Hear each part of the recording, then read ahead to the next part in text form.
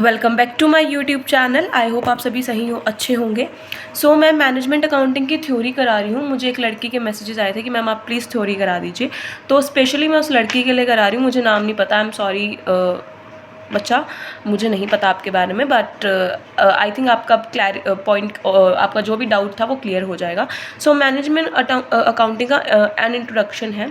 आपके पास कल्याणी है, मेरे पास साहित्य है, बट आई थिंक मैटर तो वही होता है। अगर आपको यहाँ से क्लियर हो जाए तो वेल एंड गुड। देखिए, जो ट्रेडिशनल अकाउंटिंग है वो सिंगल एंट्री सिस्टम के ऊपर बेस्ड है, बुक कीपिंग के ऊपर। बट जो बिगिनिंग है मॉडर्न बुक की, वो फाइनेंशियल अकाउंटिंग से स्टार्ट होती है, जो डबल एंट्री सिस्टम है। जो फंक्शन है हमारे अकाउंटिंग का वही है कि हम बिजनेस ट्रांजैक्शन को रिकॉर्ड करते हैं, एक प्राइम एंट्री करते हैं, लेजर्स प्रिपेयर करते हैं, फिर पोस्टिंग करते हैं उनके ट्रांजैक्शंस के बेसिस पर, और फिर फाइनल रिजल्ट दिखाते हैं profit and loss account and statement of profit and loss और बैलेंस शीट में, जिसको हम ट्रेडिशनल पैकेज कहते हैं, जिसके कारण हम मैनेजमेंट के कुछ भी डिसीजंस मेकिंग कर सकते हैं। और जो डेवलपमेंट है मैनेजमेंट की, वो साइंस और उसकी टेक्निक से हुई है, जिसने जो टेक्निक्स वो मैनेजमेंट और अकाउंटिंग है, जो एक क्लोज है टुगेदर, एक ब्रांच है मैनेजमेंट अकाउंटिंग की, जो इन दोनों को साथ में लेकर चलती है, जिससे हम मैनेजरल डिसीजंस एंड प्लानिंग कर सकते हैं। मैनेजमेंट अकाउंटिंग के प्रॉब्लम ऑफ टर्मोलॉजी क्या है? जो मैनेजमेंट अकाउंटिंग है वो वाइड यूज़ करती है, like management oriented accounting, management accountancy, accounting for management, ये सारे सब्जेक्ट्स यूज़ करे जाते हैं। पर जो एनालाइजेशन और प्रेजेंट है अकाउंटिंग इन्फॉर्मेशन का, वो हम अंडरस्टैंड कर लेते हैं मैनेजमेंट और उसके डिसीजन लेने, जिसको हम मैनेजमेंट ओरिएंटेड अकाउंटिंग कहते हैं, और ये सारे टर्म्स कहते हैं। एक लिमिटेड यूज़ होता है हमारी रिकोगनाइज प्रिंसिपल्स का, जहाँ पे स्कोप ऑफ मैनेजमेंट का बहुत ज़्यादा वाइडर है। हम ये भी ध्यान रखते हैं जो टाइटल है हमारा, वो यूनिवर्सिटीज़ में जो मैनेजमेंट अकाउंटिंग का वही प्रेफर्ड करा जाता है इस टेक्स्ट बुक्स में। ठीक है। मीनिंग क्या है हमारी मैनेजमेंट अकाउंटिंग का?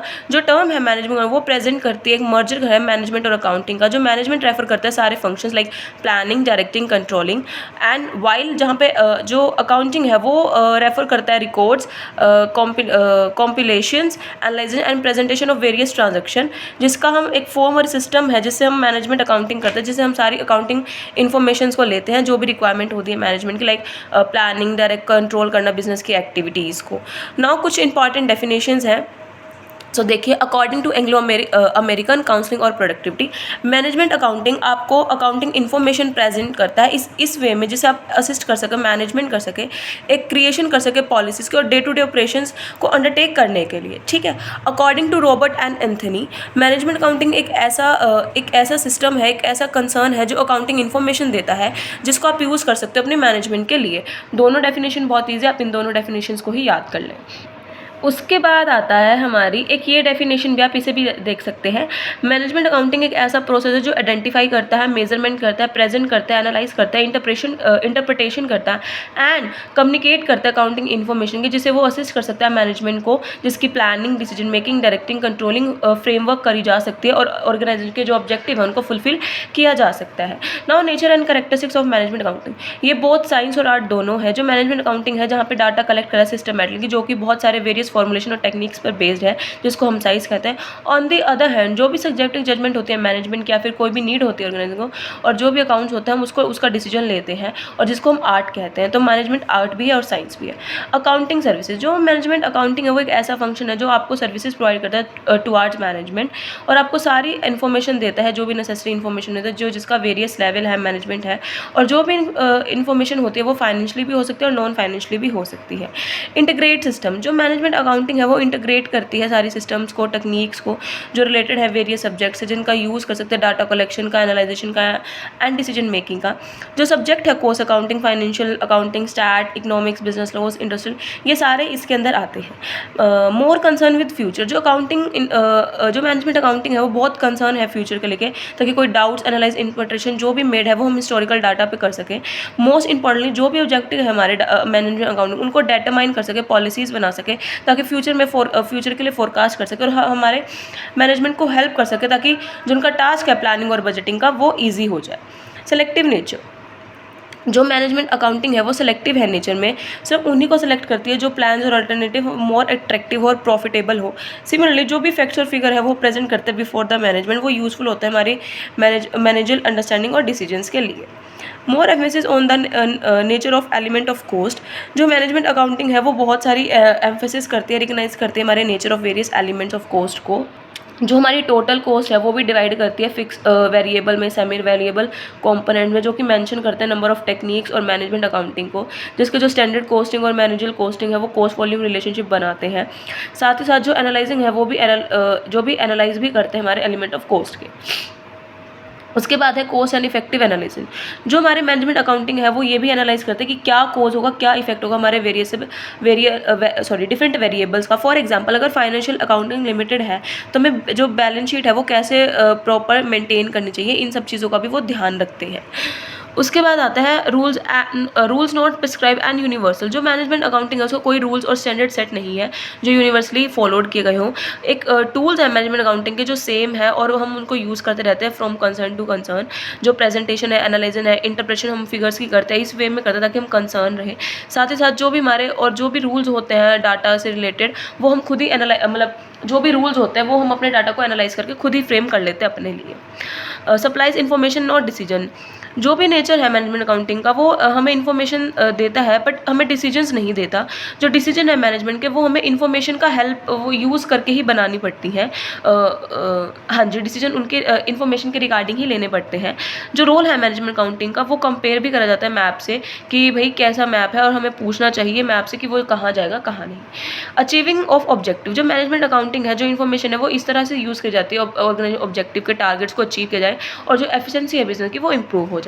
तो इसी से हमें पता लगता है जो मैनेजमेंट में बहुत इंपॉर्टेंट है, सेंसिटिव सिस्टम है, मैनेजर नीड्स है जो कि हमें हेल्प करता है मैनेजमेंट को ताकि हम फॉर्म कर सके कि क्या साइंस है और क्या एज वेल एज आर्ट है। नाउ स्कोप क्या है हमारी अकाउंटिंग का। आप सभी सब्जेक्ट्स पढ़ते आ रहे हैं। सबसे पहले फाइनेंशियल अकाउंटिंग।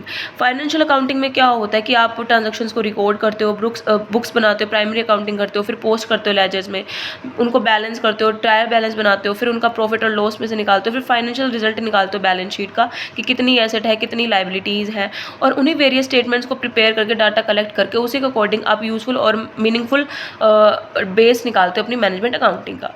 उसके बाद आता है कॉस्ट अकाउंटिंग। कॉस्ट अकाउंटिंग एक इंपॉर्टेंट पार्ट है हमारी मैनेजमेंट अकाउंटिंग का, जो कि आप पिछले सेमेस्टर में पढ़ के भी आए होंगे कि वेरियस एक्सपेक्ट होते हैं कॉस्ट अकाउंटिंग के कि क्या स्टैंडर्ड कॉस्टिंग रहेंगी, क्या मैनेजर कॉस्टिंग रहेंगी, क्या बजटरी कंट्रोल रहेंगे, क्या डिफरेंट कॉस्टिंग रहेंगी, जो कि हेल्पफुल करेगी आपकी मैनेजमेंट को ताकि आप प्लान कर सको और बिजनेस एक्टिविटीज़ देख सको।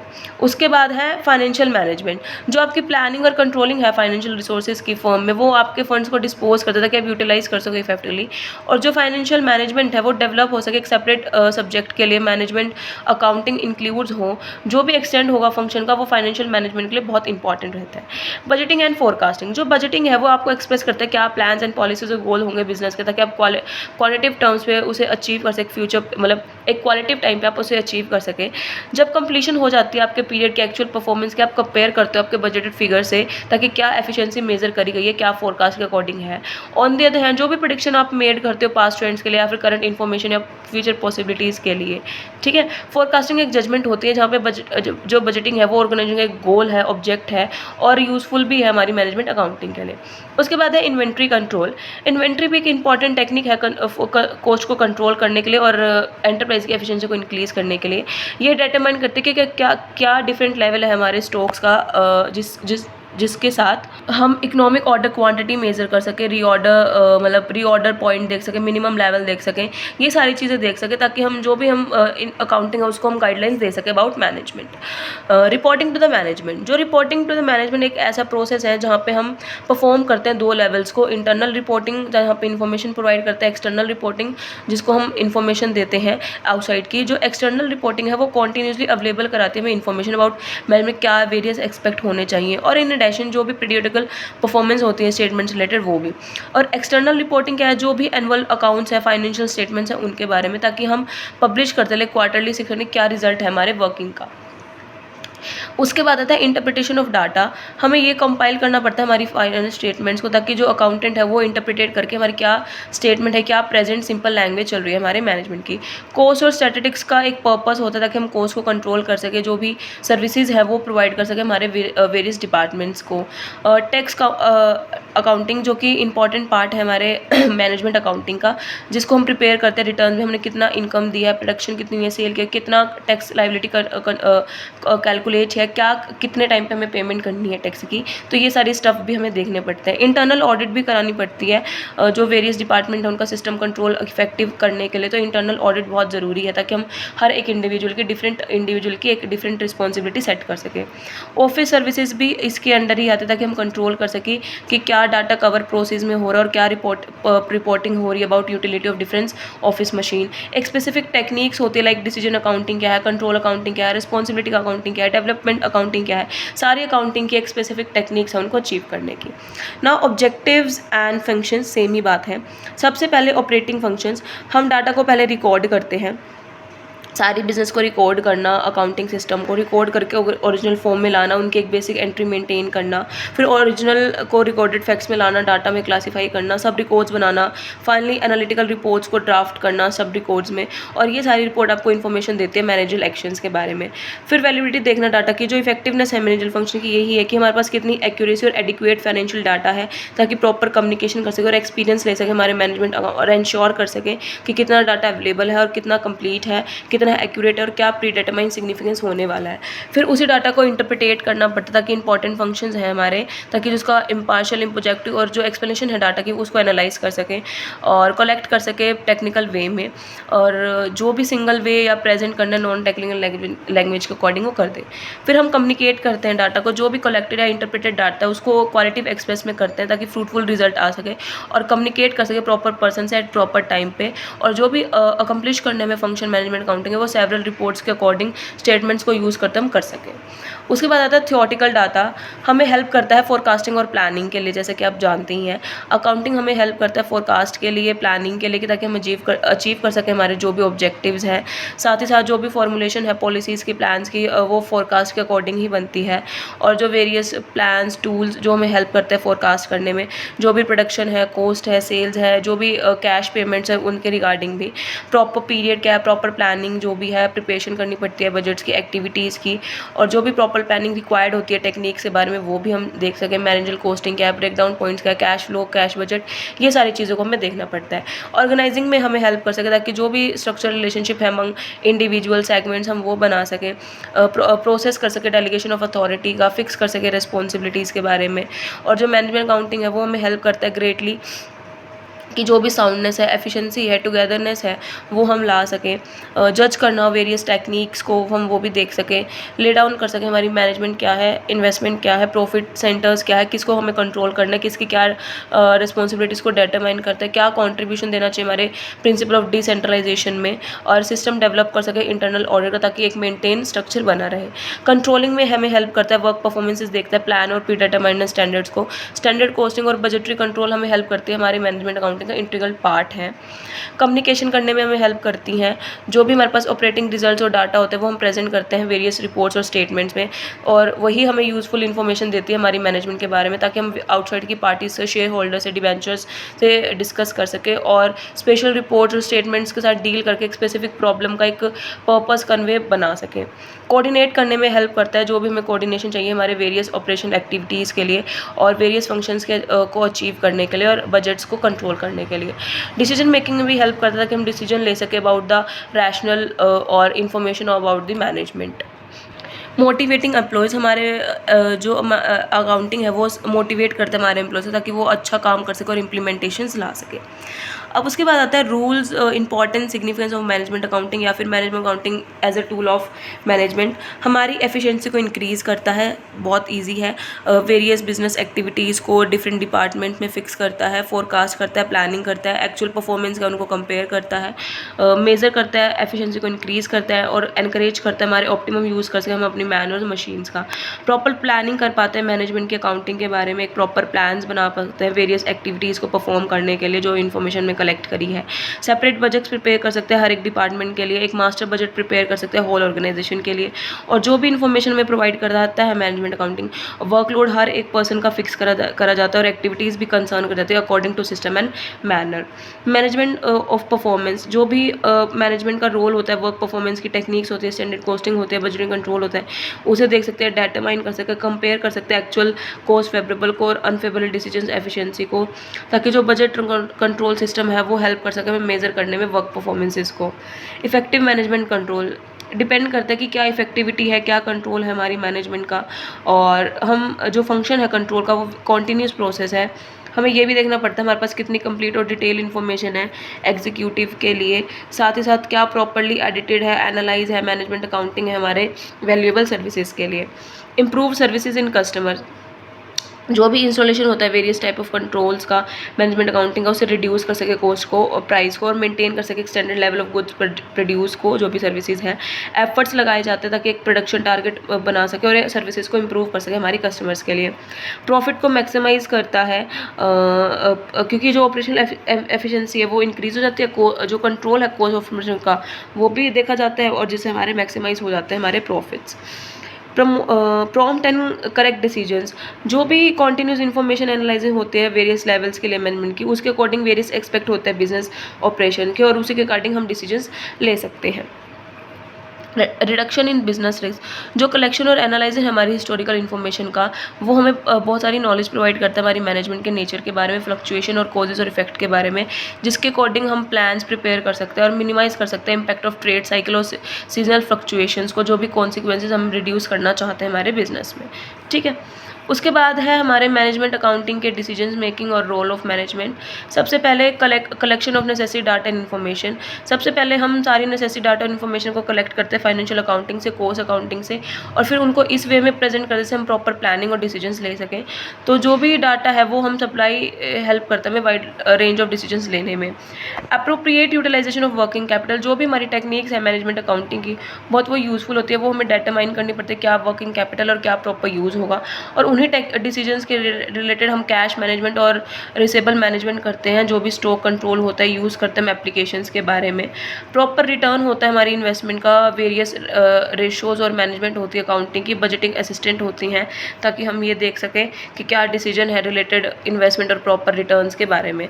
स्ट्रैटेजी डिसाइड कर सकते हैं, जो इन्फॉर्मेशन हमने कलेक्ट करी है वो हमें हेल्प करती है डिसीजन लेने में, लॉन्ग टर्म्स प्लान बनाने के लिए, फॉर्मुलेटिंग स्ट्रेटजी के बारे में, और उसी के अकॉर्डिंग हम अपने कॉम्पिटिटर के लिए एस्टिमेट और इवोल्यूशन क्रिएट कर सकते हैं। शॉर्ट टर्म डिसीजंस अगर हमें लेने हैं तो हम शॉर्ट डिसीजन भी ले सकते हैं, डिटरमाइन कर सकते हैं price determine, proper product mix क्या होगी, एक्सेप्टेंस क्या होगा, मेक और बनी क्या होगी, तो उसका एक स्पेसिफिक रोल होता है हमारे डिसीजन का। फाइनेंशियल इन्वेस्टिगेशन भी कर सकते हैं, जो प्रॉपर डिसीजन है related to amalgamation, absorption and reconstruction. Various analysation हो जाते हैं, लाइक फैसिलिटी प्रॉपर लेवल क्या है हमारे स्टैंडर्ड्स को हमारे डिसीजन मेकर कि हमने करेक्टिव एक्शंस लिए हैं नहीं लिए हैं। हम चेक कर सकते हैं क्या रिलायबिलिटी है हमारी इन्फॉर्मेशन की, लाइक कितना वर्थ है इन्फॉर्मेशन में, कितने हमने कलेक्ट की है, कितनी नहीं की है, क्या इन्फॉर्मेशन करेक्ट है क्या नहीं है, डिसीजन लेना क्या रोंग लिया क्या नहीं, उसको भी हम एनालाइज कर सकते हैं। सिलेक्शन फॉर अल्टरेशन, जो डिसीजन मेकिंग होगा प्रोसेस का वो बेल्ट अल्टरनेट होगा, वेरियस अवेलेबल्स होंगे, अल्टरनेट होंगे, और उसी के अकॉर्डिंग हम डिसीजन कॉस्टिंग देते हैं और प्रॉपर डिसीजन ले सकते हैं, जो भी हमारे अगर हम बेस्ट अल्टरनेट सेलेक्ट करते हैं तो। उसके बाद आती है हमारी लिमिटेशंस। देखिए, based on financial and cost account, जो भी इन्फॉर्मेशन होती है मैनेजमेंट की वो हमारी फाइनेंशियल अकाउंटिंग, कॉस्ट अकाउंटिंग और अदर रिकॉर्ड से ही आते हैं, जो जिसकी करेक्टनेस और एफिशिएंसी बहुत होती है डिसीजन लेने के लिए, हमारे एक्सटेंट और हमारी फेयरनेस के ऊपर डिपेंड करती है, और एक्यूरेसी देखते हैं हमारी ओरिजिनल रिकॉर्ड्स की।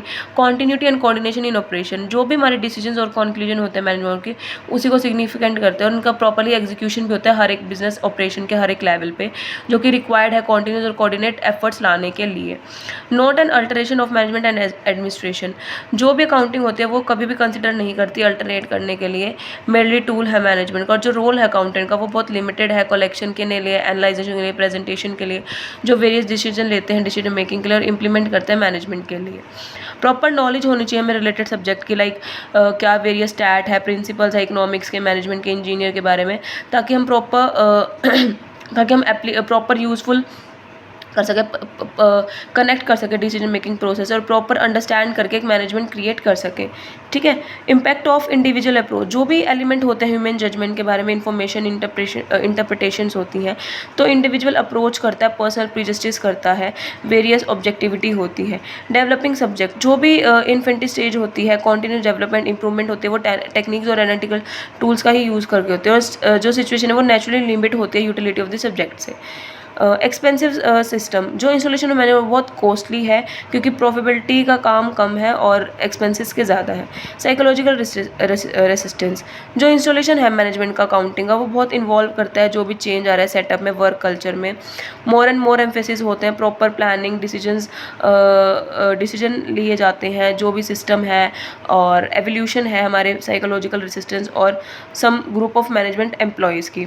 वाइड स्कोप, जो भी स्कोप है मैनेजमेंट अकाउंटिंग का बहुत वाइड और ब्रॉड सिस्टम है जो क्रिएट करता है डिफरेंट इम्प्लीमेंटेशंस प्रोसेस।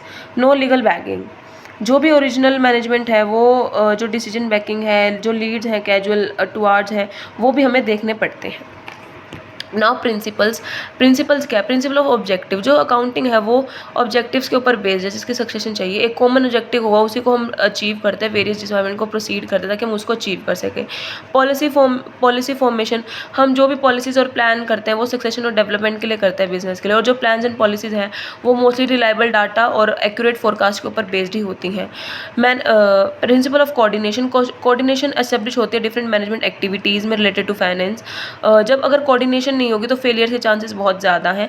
तो अल्टीमेट ऑब्जेक्ट ये है कि हमें प्रॉपर कोऑर्डिनेशन बनाए रखने हैं ताकि हम डिफरेंट एक्टिविटीज़ के लिए प्रॉपर कंट्रोल होना चाहिए हमारी मैनेजमेंट अकाउंटिंग में, जिससे हम परफॉर्मेंस कर सकें। और मैनेजमेंट अकाउंटिंग के जो स्टैंडर्ड कॉस्टिंग, बजटिंग कंट्रोल है, अकाउंटिंग है, उनको कंट्रोल रखेंगे तभी वेरियस डिपार्टमेंट में परफॉर्म होगी। इन कंट्रोलिंग जो बजटिंग और एस्टिमेशन रिजल्ट है वो कंपेयर कर जाता है हमारे एक्चुअल रिजल्ट से, और एक्चुअल रिजल्ट अगर अनसेटिस्फाइड हो तो पनिशेबल एक्शन हो जाते हैं लाइबल डिपार्टमेंट के लिए। Motivation, on the other hand जो हैंड है मैनेजमेंट का वो डायरेक्टली और मोटिवेट कर बिहेवियर है सबॉर्डिनेट्स को और अप्रोप्रिएट डायरेक्शन देता है ताकि वो मिनिमाइज वेस्टेज करे अपने ह्यूमंस की और फाइनेंशियल रिसोर्सेज की। और मोटिवेशन एक बेस्ट की है अचीव करने का कॉमन गोल को, बिजनेस कंसर्न को इकोनॉमी और एफिशिएंट मैनर में। Analysation and interpretation of data, जो अनदर इंपॉर्टेंट प्रिंसिपल अकाउंटिंग ये है कि एनालाइज करना, इंटरप्रिटेट करना डाटा को। अकाउंटिंग जो मैनेजमेंट इंटरप्रिटेट करता है, अंडरस्टैंड करता है लैंग्वेज को, जो डाटा फॉर्म में टेबल है, पैराग्राफ है, उन सबको प्रॉपर इंटरप्रिटेशन चाहिए ताकि हम एनालाइज कर सकें पॉजिटिव एटीट्यूड, फाइनेंशियल सोर्स और इन्फॉर्मेशन के बारे में। ऑर्गेनाइजेशन, जो अनदर प्रिंसिपल है ये कि ऑर्गेनाइज करना डिफरेंट एक्टिविटीज़ को डिफरेंट डिपार्टमेंट्स के लिए, और ट्राई करना कि हम स्ट्रक्चर फ्रेम कर सकें। और जो डिफरेंट टेक्निक्स हैं मैनेजमेंट की, like preparation of budget, cost control, determination of responsibility, उनको फ्रेम कर सके स्ट्रक्चर्स के अकॉर्डिंग। कम्युनिकेशन भी बहुत ज़रूरी है पॉलिसीज़, प्रोसीजर, प्रोग्राम्स के लिए एंटरटेन कर ताकि एफर्ट्स लगाएं सबॉर्डिनेट्स, और जो कम्युनिकेशन होगी वो अथॉरिटी, रिस्पॉन्सिबिलिटी हर एक सबॉर्डिनेट को मिलेगी ताकि वो जान सके नेचर और सिस्टम क्या है वर्क प्रोसीडिंग का। और प्रॉपर कम्युनिकेशन सबॉर्डिनेट्स को हेल्प करती है अटेन करने में गोल्स को, डिस्चार्ज करती है रिस्पॉन्सिबिलिटीज से। रैशनल डिसीजन मेकिंग प्रिंसिपल, इसमें क्या होता है जनरली कंफर्म करता है कि किसके लिए क्या गुड डिसीजन रहेगा उसी के अकॉर्डिंग, ताकि हम गुड रिजल्ट डिज़ायर कर सकें। और जो रैशनल डिसीजन है वो प्रॉपर इन्फॉर्मेशन और प्रेडिक्शंस के ऊपर बेट होता है जो हेल्प करता है ताकि वो गोल्स अचीव कर सकें, और साथ ही साथ ये भी बन सके कि क्या जो प्रॉब्लम फुली एनालाइज कर पा रहे हैं और जो ऑल्टरेशन है उसको देख सकें। प्रिंसिपल ऑफ चेंजेस, जो प्रिंसिपल ऑफ चेंजेस है मैनेजमेंट अकाउंटिंग के वो चेंज है फाइनेंशियल और ऑर्गेनाइजल एक्टिविटीज़ के, ताकि हम देख सकें चेंजिंग कंडीशन क्या है, मैनी चेंजेस क्या है, और साथ ही साथ जो मार्केटिंग सिस्टम है वो क्या है उसको भी हम डायनामिक है, नॉन स्टैंडिंग है, उसके अकॉर्डिंग भी हम प्रॉपर एडजस्टमेंट कर सकें। प्रिंसिपल ऑफ एफिशिएंसी, जो ये एफिशिएंसी इसमें क्या होता है कि जो ऑब्जेक्टिव है वो इकोनॉमिकली अचीव कर जाते हैं, जो सेंटर ऑफ कॉस्ट है, डिफरेंट बजट्स हैं, वो प्रीडिटरमाइन करें डिफरेंट एक्टिविटीज़ के डिफरेंट डिपार्टमेंट ताकि वो मोर एफिशिएंट हो सके, और जो स्टैंडर्ड्स हैं वो लेबल कर जाते हैं हमारे सबॉर्डिनेट के ताकि वो कॉमन गोल को अचीव कर सके ईजिली और प्रॉपरली। इसके बाद आता है इंस्टॉलेशन ऑफ मैनेजमेंट अकाउंटिंग। इसमें क्या होता है कि एक कॉम्प्रिहेंसिव वे है ऑर्गेनाइजेशन का ताकि हम इसमें गाइडेंस देते हैं हमारे मैनेजमेंट अकाउंटिंग को, जिसको हम कंट्रोलर कहते हैं, अकाउंटेंट मैनेजमेंट फाइनेंशियल डायरेक्टर भी कह सकते हैं, जो सिस्टम में वर्क करता है और गाइडेंस प्रोवाइड करता है फॉर्म को कि उसके लिए क्या बेस्ट रहेगा क्या नहीं रहेगा, कोई भी अल्टरेशन लानी हो उसके लिए। तो ऑर्गेनाइजेशन जो मैनुअल है वो एंटायर में ड्राफ्ट करता है, अडॉप्ट करता है जो भी उसके लिए कम्युनिकेशन है और कुछ रिस्पॉन्सिबिलिटी और अथॉरिटी हर एक लेवल के लिए। Performance various type of statements और रिपोर्ट्स को डिज़ाइन करता है प्रिस्क्राइब फॉर्म में।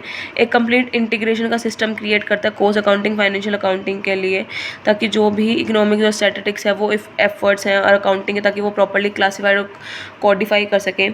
क्या कॉस्ट सेंटर्स हैं, इन्वेस्टमेंट सेंटर्स हैं, प्रॉफिट सेंटर्स हैं, उनको क्लियरली सेटअप कर सके। जो भी सिस्टम सिस्टम है बजटिंग कंट्रोल का, उसे इंट्रोड्यूस कर सकें। जो भी जो टेक्निक्स है स्टैंडर्ड कोस्टिंग की, उन्हें स्टैंडर्ड परफॉर्मेंस में यूज़ कर सके। वेरियस डिपार्टमेंट्स और सेक्शंस को ट्रेन और रिक्रूट और प्लेस कर सके। तो ये सारा इंस्टॉलेशन होता है मैनेजमेंट अकाउंटिंग का। उसके बाद है tools and techniques, final statements को एनालाइज करना कि क्या क्या फैक्ट्स और फिगर्स चाहिए, और उन्हें एनालाइज करके एक सिस्टमेटिक प्रोसेस बनाना इन्फॉर्मेशन के अकॉर्डिंग, इन्फॉर्मेशन को अंडरस्टूड करना प्रॉपर्ली, और जो पर्पस है एनालाइजेशन का इंडिविजुअल आइटम्स का उनको स्टडी कर सकें। जो रिलेशन है अदर रेलिवेंट फिगर्स का एस्टेब्लिशमेंट का रीअरेंज कर सके और बेटर अंडरस्टैंडिंग कर सके इन्फॉर्मेशन के बारे में, और हेल्प कर सके वेरियस टेक्निक्स के बारे में। कॉस्ट अकाउंटिंग टेक्निक, इसमें क्या होता है कि जो क्लोजली रिलेटेड है ईच अदर से, हिस्टोरिकल कॉस्टिंग को अवेलेबल फॉर्म करा सके, डिटरमाइन कर सके कॉस्ट ऑफ प्रोडक्ट, प्रोसेस और जॉब ऑपरेशंस क्या होंगे। बजटिंग कंट्रोल वही चीज़ है, बजट को की प्लानिंग हो कंट्रोल करना, प्रिपेयर करना एडवांस में, ताकि हम लिमिटेड एक्सपेंडिचर कर सकें और टारगेट को अचीव कर सकें। एक्चुअल परफॉर्मेंस को रिकॉर्ड कर सकें और कंपेयर कर सकें हमारे बजटिंग कंट्रोल से, और परफॉर्मेंस देख सके वेरियस डिपार्टमेंट्स और एग्जीक्यूट कर सके ऑर्गेनाइजेशन में। स्टैंडर्ड कोस्टिंग, क्या यूनिक अमंग प्लेसेस हो सकते हैं, क्या टेक्निक्स हो सकते हैं मैनेजमेंट अकाउंटिंग के जिसको हम यूज़ कर सकते हैं एडवांस में, और क्या सिस्टमेटिक एनालाइजेशन लाना चाहिए एक्चुअल कोस्ट को कंपेयर करने के लिए, असरटेन कर सकें और नेसेसरी करेक्टिव एक्शंस को लेने के लिए। मार्जिनल कॉस्ट, वही क्या चेंजेस आने चाहिए कॉस्ट में, अगर कोई वॉल्यूम ऑफ प्रोडक्शन में चेंज आ रहा है तो टोटल कॉस्ट को क्या डिवाइड करें, मतलब फिक्स और वेरिएबल में। जो मार्जिनल कॉस्ट है वो एस्टेब्लिश कॉस्ट, वॉल्यूम और प्रॉफिट डिसीजन, उसके लिए डिसीजन लेना, चेंजेस आए तो कैसे एवल्यूट कर सकें उन सारी स्कीम्स को। डिसीजन अकाउंटिंग, डिसीजन लेना टॉप मैनेजमेंट्स का काम होता है। पर्पस, टेक्निक्स क्रिएट करना मैनेजमेंट अकाउंटिंग के लिए, बेस्ट पॉसिबल ऑप्शंस निकालना, ऑल्टरनेट निकालना कि कौन सा मॉडल बनेगा, कि ये वेस्ट टाइप ऑफ मॉडल होंगे, क्या पर्टिकुलर आइटम प्रोड्यूस करी जाएगी, क्या स्पेसिफिक लोअर लेवल पर प्राइस रिसीव होगा, ये सारे इंप्लीकेशंस और अल्टरनेट कोर्स निकालना, एनेबल करना, सेलेक्ट करना बेस्ट एक्शंस को, और जो भी डिफरेंट कॉस्टिंग और इंपॉर्टेंट कंपोनेंट्स होते हैं डिसीजन अकाउंटिंग के।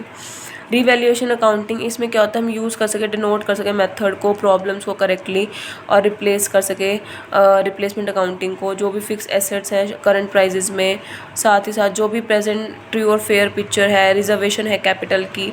मेन ऑब्जेक्टिव क्या है हमारी रिवैल्यूएशन अकाउंटिंग का, प्रॉफिट्स का, पर्पस का, और प्रिजर्व रियल टर्म्स में दिखा सके, कैलकुलेट कर सकें। फाइनेंशियल प्लानिंग, यही इसमें फाइनेंशियल के अकॉर्डिंग आना कि amount of capitalisation, sources of capital, ratio of debt equity क्या होगी, शॉर्ट टर्म बोरिंग लोन क्या होंगे, ये सारी डिसीजंस लेना। Control accounting, separate accounting system बना देना, क्या कंट्रोल होगा, कैसे कलेक्ट करेंगे सारी इन्फॉर्मेशन को, जो भी कॉस्टिंग और बजटिंग कंट्रोल है क्या कंट्रोलेबल है, इंटरनल चेक और इंटरनल ऑडिट देखना, इन सारे डिसीजन जो डिवाइस है को कंट्रोल करने के, इन सारे सिस्टम को डिटरमाइन करना और इन सारी टेक्निक्स का यूज़ करना।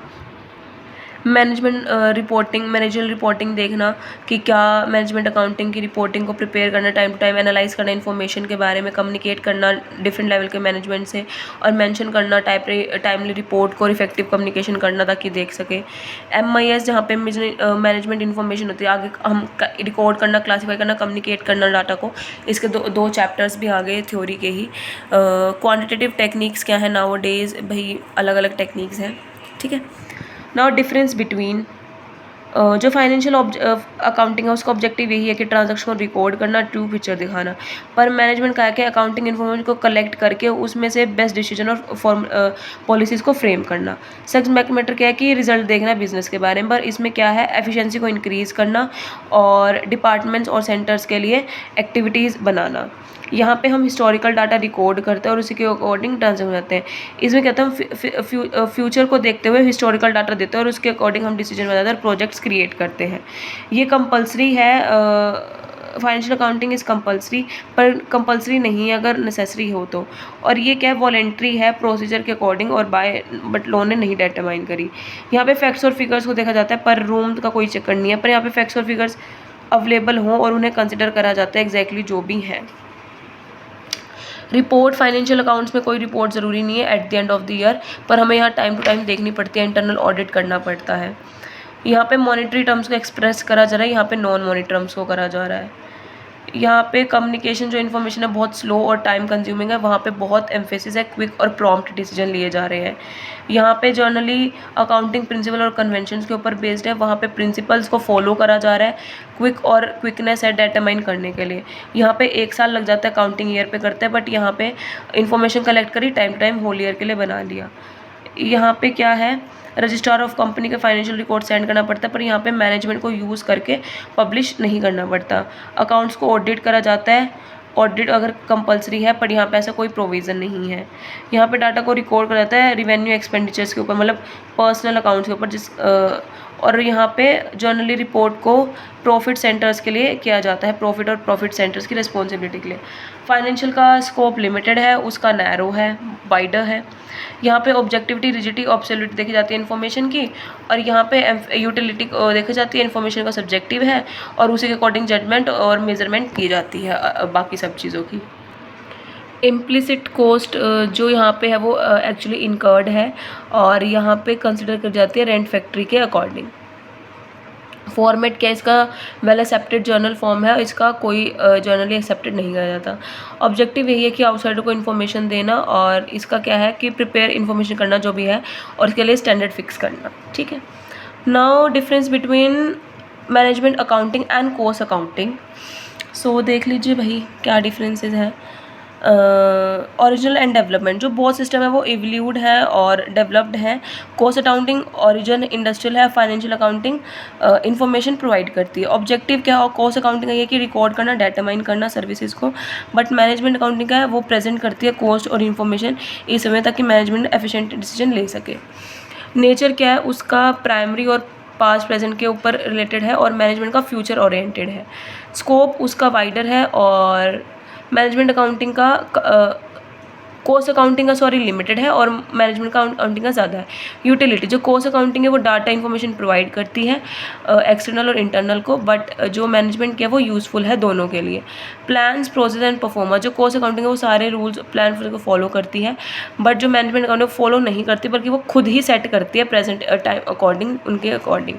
डाटा यूज़, इसमें हम सारी ट्रांजेक्शन को रिकॉर्ड कर लेते हैं, एक्सप्रेस कर देते हैं इवेंटली, बल्कि जो मैनेजमेंट अकाउंटिंग है वो क्वालिटिव और क्वांटिटिव दोनों एस्पेक्ट्स को यूज़ करती है। ठीक है, मैनेजमेंट अकाउंटिंग की जो पोजीशन है अकाउंटेंट के अकॉर्डिंग, सो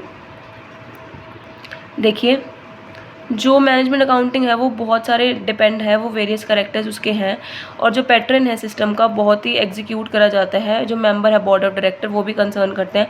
एक को की पोजीशन होती है ऑर्गेनाइजेशन में, जो हेड होती है अकाउंटेंट डिपार्टमेंट की, जो मैनेज करते हैं नंबर ऑफ स्पेशलिस्ट और फाइनेंशियल अकाउंटिंग के भी। और जो कॉस्ट अकाउंटिंग है एट द एंड फंक्शंस को कोऑर्डिनेट करते हैं, एग्जीक्यूट करती है, सारी इन्फॉर्मेशन को कलेक्ट करती है वेरियस डिपार्टमेंट में, और डिसीजन लेती है उनके अकॉर्डिंग, उन्हीं को एनालाइज करती है। और जो मैनेजमेंट अकाउंटिंग है वो बिल्कुल like spoke in the wheel है, जो कनेक्ट करता है व्हील से और इन्फॉर्मेशन को कलेक्ट करता है, और उन्हीं इन्फॉर्मेशन को कलेक्ट करके इन्फॉर्मेशन प्रोवाइड करता है। साथ ही साथ उन्हें एग्जीक्यूट ऑफिसर है वो पॉलिसीज़ बनाता है, रिस्पॉन्सिबिलिटी देता है डायरेक्टली उनको, और अपॉइंट करता है जो भी रिमूवल है।